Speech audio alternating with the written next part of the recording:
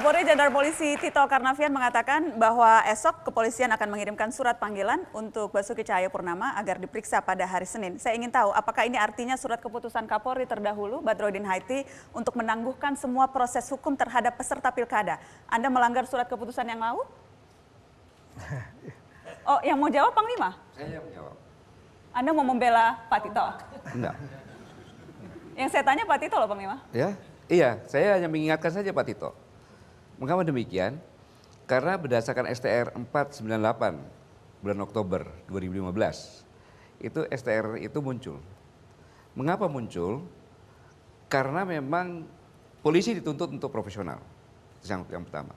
Kemudian menghindari konflik of interest dan intervensi kelompok kepentingan politik. Sehingga dalam TR itu apabila calon belum ditentukan, maka yang diperiksa adalah saksi-saksinya. Tapi apabila calon itu sudah ditetapkan sebagai calon, maka semua tidak diperiksa setelah selesai baru. Sehingga Pak Kapolri melanggar STR Kapolri sendiri. Kita tidak bisa melihat apakah itu Pak Badrodin, apakah Pak Tarman. Karena belum ada keputusan kepolisian Republik Indonesia. Saya pikir Anda mau membela, ini Anda menyalahkan Kapolri, Panglima. Sebentar dulu, belum selesai. Oke. Ya. Maksud saya, seperti yang dikatakan oleh Habib tadi, bahwa Kapolri ini sudah mengorbankan melanggar TR tersebut dalam kasus ini. Gitu. Dan dalam kesempatan ini saya juga mengingatkan, nanti efeknya, pilkada sekarang ini ada 101, berarti ada 100 lagi yang bakalan bisa melaporkan juga dan harus diperlakukan sama. Oke. Kemudian bukan cuma 100, kalau calonnya 3 bisa jadi 300. Gubernur wakil gubernur bisa banyak.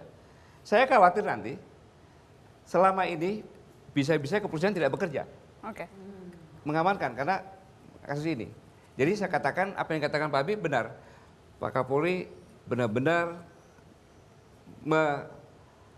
tapi kemudian itu bisa aspirasi tadi itu. Kemudian bisa dibaca Pak Tito, mohon maaf, bisa dibaca memang polisi tunduk terhadap tekanan massa. Yang Anda lakukan itu karena Anda takut pada tekanan massa? Mungkin saya melihat diskresi seperti itu. Saya melihat mentolerir tekanan-tekanan seperti ini dalam rangka untuk kepentingan ketertiban umum. Harus dilihatnya dalam perspektif yang lebih positif gitu. Jadi kita mengapresiasi, menghargai niat baik kepolisian kita untuk tadi itu menangkap aspirasi sebagian masyarakat kita yang memang sudah mulai masif seperti ini. Jadi kalau sebatas hanya pemeriksaan lalu menindaklanjuti proses aduan masyarakat, saya pikir itu masih dalam batas-batas yang bisa difahami karena memang konteksnya ini kan agak berbeda gitu. Jadi kita harus melihatnya dari perspektif Anda sependapat itu. Bang Zul karena memang ini memang langkah terbaik yang bisa diambil walaupun harus tadi melanggar telegram yang lama, walaupun kemungkinan berimbas pada pilkada yang lain, tapi ini memang jalan terbaiknya? Saya kira ini kan untuk kepentingan lebih besar. Tapi begini Nana, ini kepentingan lebih besar.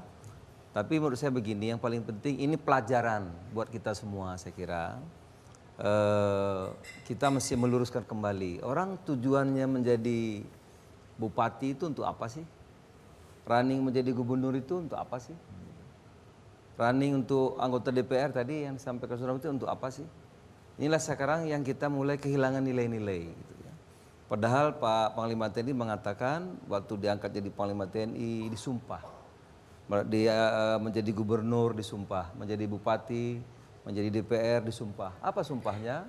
Sumpahnya itu jelas taat kepada konstitusi. Baik. Maka kalau konstitusi harus 4 hal itu yang dijadikan perilaku dasar bagi pemimpin itu Pancasila, Bhinneka Tunggal Ika, NKRI dan Undang-Undang Dasar Negara Republik Indonesia 45. Ini nggak boleh tawar-tawar.